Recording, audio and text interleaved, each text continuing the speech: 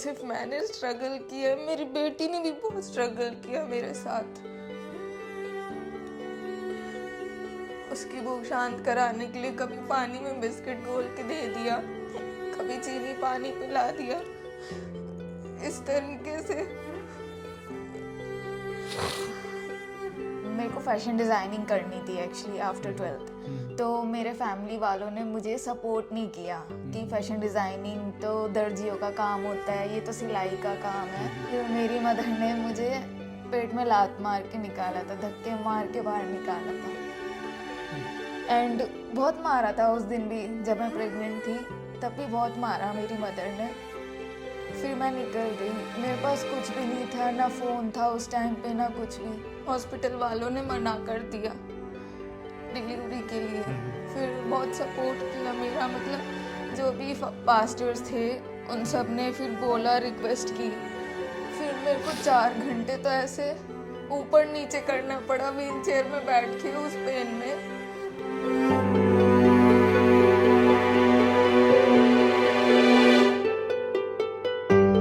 Hello everyone, welcome to our channel. बहुत बहुत शुक्रिया आप लोगों ने इतना ज़्यादा प्यार दिया है हमारी वीडियोस को। बस मैं एक छोटी सी रिक्वेस्ट करूंगा आप लोगों से कि यहाँ पे गोद लेने के लिए या फिर शादियों के लिए कॉल ना करें। हमारे पास ना बहुत सारे कॉल्स आ रहे हैं, जो हमारा माइका का हेल्पलाइन नंबर है कि हमें गोद लेना है या फिर शादियों के लिए। अगर आपको कॉल करना है तो आप कॉल करिए डोनेशंस के लिए।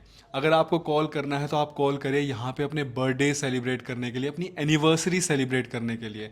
हमारे यहाँ पे ना बहुत सारे डोनर्स आते हैं, वो अपने बर्थडेज इन सारे बच्चों, इन सारी महिलाओं के साथ में सेलिब्रेट करते हैं, अपनी एनिवर्सरी सेलिब्रेट करते हैं। हमारी बैंक डिटेल्स भी यहाँ पे मैंशनड है। अगर आपको लगता है कि आपकी सैलरी का कोई भी एक छोटा सा हिस्सा अगर आप डोनेट करना चाहते हैं तो आप इन डिटेल्स पे कर सकते हैं। तो आइए सुनते हैं हम कहानी गीतांजलि की कि ऐसा क्या हुआ कि इन्हें अपना सब कुछ छोड़कर यहाँ पे आना पड़ा। नमस्कार। नमस्ते सर। तो गीतांजलि, ऐसा क्या हुआ कि आपको यहाँ पे आना पड़ गया? आपकी बहुत ही प्यारी सी बिटिया है चीनी, तो जिन्होंने हमारी दूसरे चैनल पे वीडियोस देखी हैं तो जो चीनी है वो इन्हीं की बिटिया है। तो ऐसा क्या हुआ कि आपको सब कुछ छोड़कर यहाँ पे आना पड़ा?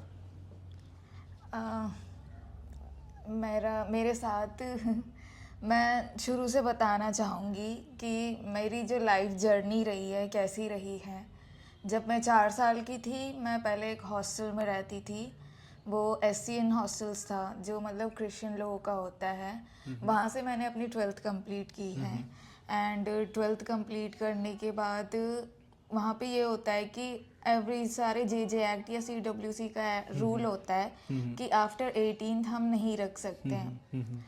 तो आफ्टर 18 मुझे इतना नॉलेज नहीं था यहाँ के बारे में। और फिर उसके बाद जब मैं 18 की हुई तो फिर वहाँ से हमें फर्दर स्टडीज़ के लिए वहाँ तो से ये निकाल दिल्ली में ही था ये जो हॉस्टल है ये हरियाणा में है अच्छा, एक्चुअली। ठीक है। तो फिर उसके बाद मैंने, मेरे मदर और फादर हैं, फादर एक्चुअली मेरे सेकंड फादर हैं।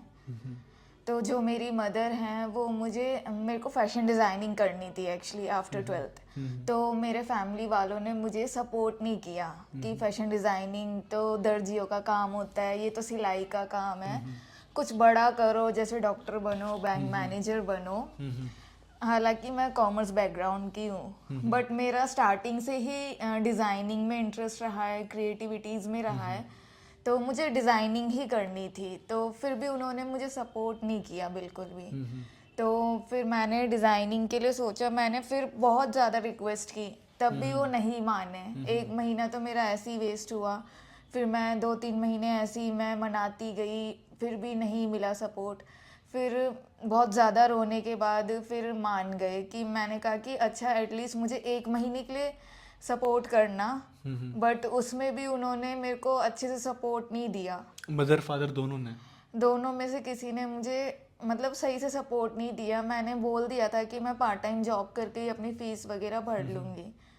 तो फिर उसके बाद मैं एक PG में रहना स्टार्ट किया मैंने। फिर उसके बाद मैं फैशन डिज़ाइनिंग करती थी। मॉर्निंग टाइम पे मैं कोर्स के लिए जाती थी और इवनिंग में मैं रिसेप्शनिस्ट की जॉब करती थी एक हॉस्पिटल में। तो फिर वहाँ पे मैंने जॉब करना स्टार्ट किया। ज़्यादा इनकम तो होती नहीं थी, फ्रेशर्स हैं obviously. And part time job है, फिर भी मैनेज करना मेरे लिए बहुत मुश्किल हो जाता था। फिर भी मैंने मैनेज करा, फिर धीरे धीरे ऐसी जॉब करते करते मैं एक रिलेशनशिप में आई, क्योंकि लव रिलेशनशिप था मेरा। एंड मुझे फिर मैंने कहा कि मुझे शादी कर लेनी चाहिए, क्योंकि मेरे पीछे कोई भी नहीं है जो मुझे देख सके, किसी भी चीज़ के लिए सपोर्ट कर सके। तो ये दिल्ली की बात है ये दिल्ली में ही है, ये सारी बातें दिल्ली की ही ठीक है। हैं। मैं यहीं जनकपुरी में ही, मेरा फैशन डिज़ाइनिंग का कोर्स है, इंटरनेशनल वुमेंस पॉलिटेक्निक। तो वहाँ से मैंने अपनी डिज़ाइनिंग करी, और वो डिज़ाइनिंग भी फिर मेरी आधी रह गई थी, बिकॉज़ मैंने अपना डिप्लोमा तो ले लिया था उसमें। फिर उसके बाद ये रहा कि मैं रिलेशनशिप में आई, फिर उसके बाद मेरी शादी हुई। एंड बहुत लविंग थे हस्बैंड, केयरिंग थे, बट ज़िंदगी होती है ना कि इतनी खुशियाँ दे नहीं सकती एक ही साथ। तो वही चीज़ है कि मतलब बाय चांस मतलब उनका एक्सीडेंट हो गया था जब मैं 4 मंथ्स प्रेग्नेंट थी। When I was 4 months pregnant उनकी एक्सीडेंट से डेथ हो गई थी। वो एक अचानक है, कुछ कह नहीं सकते उसके लिए, ना कोई बीमारी, सब कुछ अच्छा है। और उस लड़के का सारा बैकग्राउंड भी अच्छा था, बट उस लड़के के लिए, शादी के लिए ना, जो लड़के की फैमिली वाले हैं उन्होंने भी सपोर्ट नहीं किया था, ना ही मेरी फैमिली वालों ने सपोर्ट किया था। तो फिर हमने कोर्ट मैरिज की थी। एंड शादी के 4 मंथ्स प्रेग्नेंट होने के बाद ही वो एक्सपायर हो गए। एंड दैट टाइम मैं बहुत बुरी तरह टूट चुकी थी कि पहले भी इतने स्ट्रगल करे, फिर उसके बाद दोबारा ये चीज़ हुई मेरे साथ। तो मैं दोबारा अपनी मदर के पास गई, क्योंकि मैं उस टाइम पे प्रेग्नेंट थी, मुझे समझ नहीं आता था कि मैं क्या करूं। तो फिर मैंने अपनी मदर से हेल्प मांगी, लेकिन मेरी मदर ने भी मुझे सपोर्ट नहीं किया।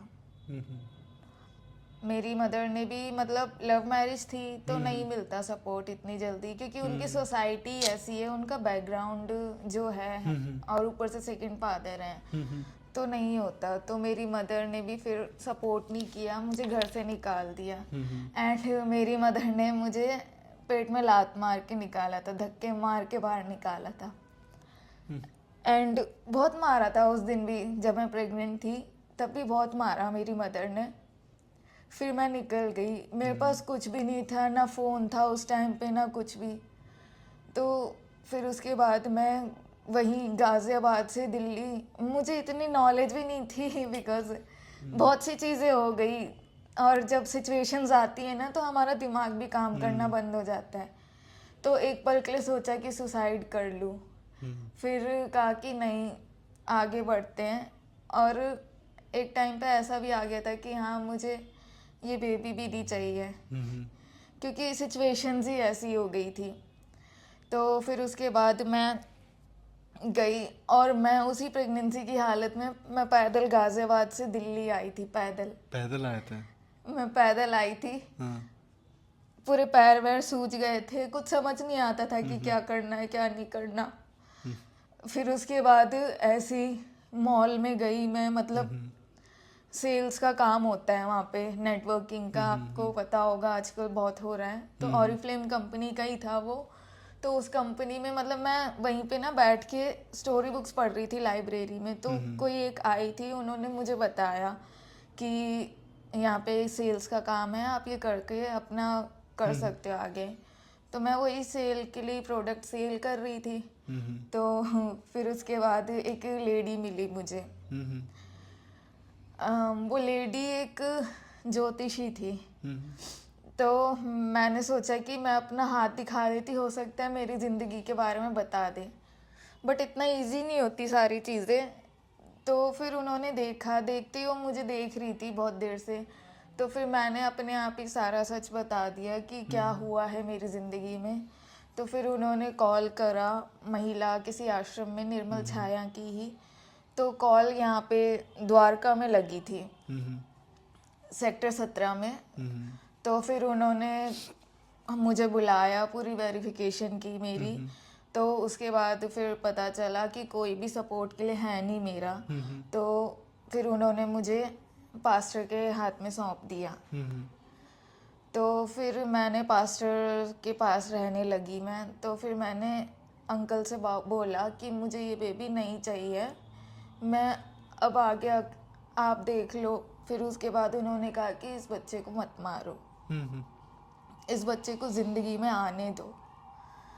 तो फिर उसके बाद कहा कि इस बच्चे को मतलब जिनके पास बेबी नहीं होता उनको दे देना और आपकी आगे की पढ़ाई मैं करवाऊंगी। तो फिर उसके बाद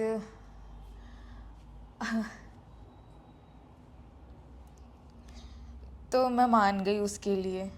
फिर उसके बाद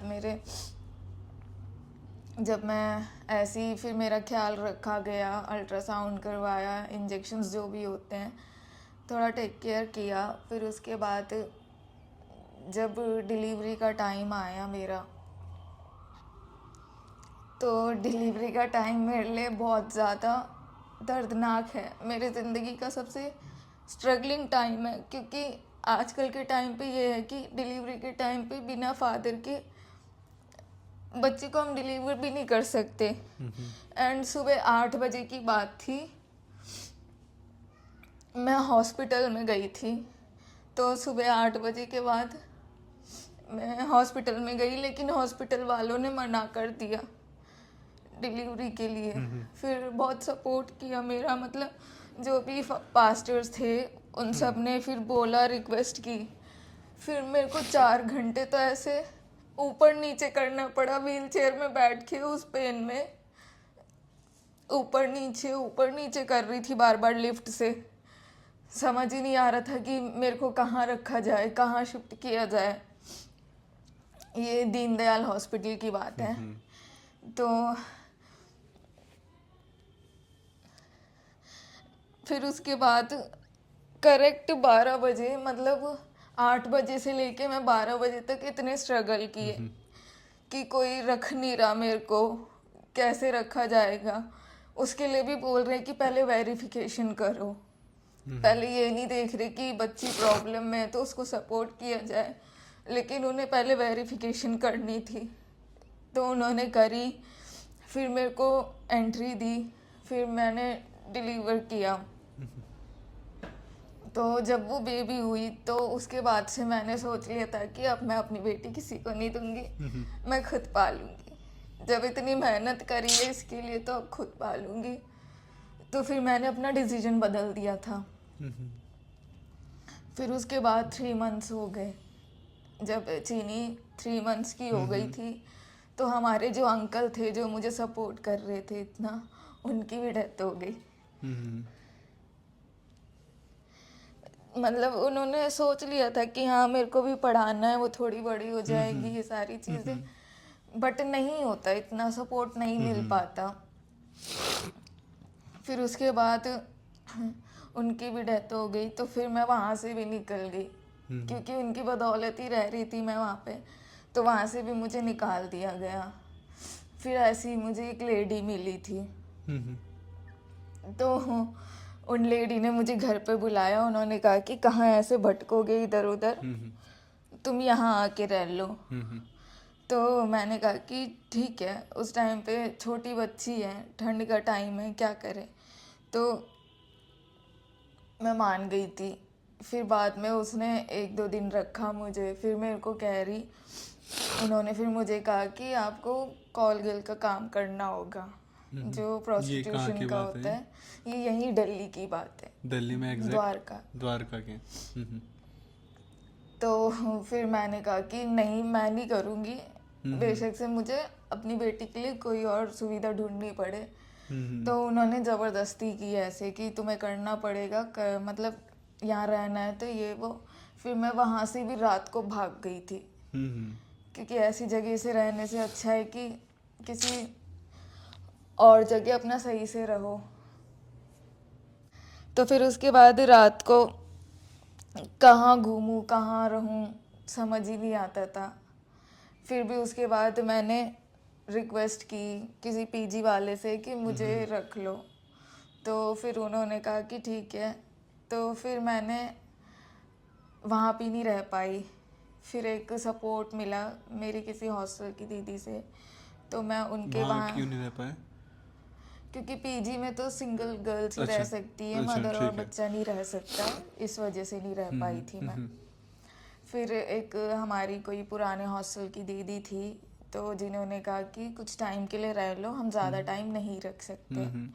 तो फिर मैं वहाँ रही, तो उस टाइम पे चीनी को मैं क्रच पे छोड़ती थी, प्ले स्कूल्स में जो होते हैं, जो डे केयर्स होते हैं, वहाँ छोड़ती थी। फीस बहुत महंगी थी, बट मैंने उसको छोड़ा और ये मैंने सब फिर आप कैसे मैनेज करते थे, फीस वगैरह?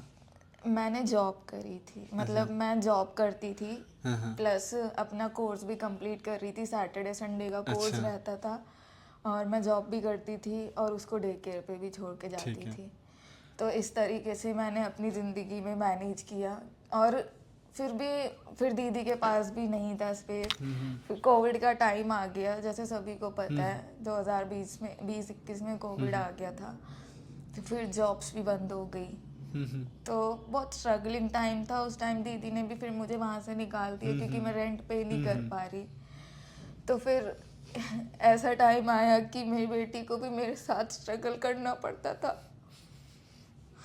ये था कि खाने को खाना नहीं होता था, गैस सिलेंडर खाली, उसके लिए दूध कैसे गर्म किया जाए। ऐसे दिन थे कि चीनी पानी पिला के मैंने उसे बड़ा किया।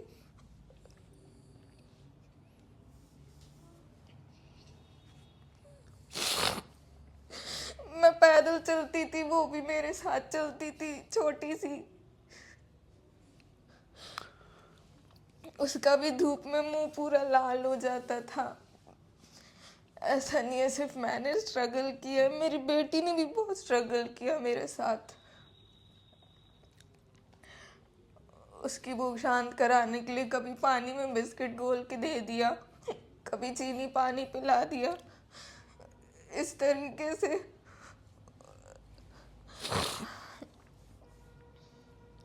फिर वही जो वहाँ की लैंडलॉर्ड थी, वो मुझे कहती थी कि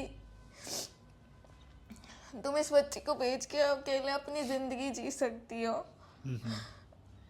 मैंने कहा कि यही मेरी सारी दुनिया है, मैं इसको कहीं नहीं रख सकती। फिर उसके बाद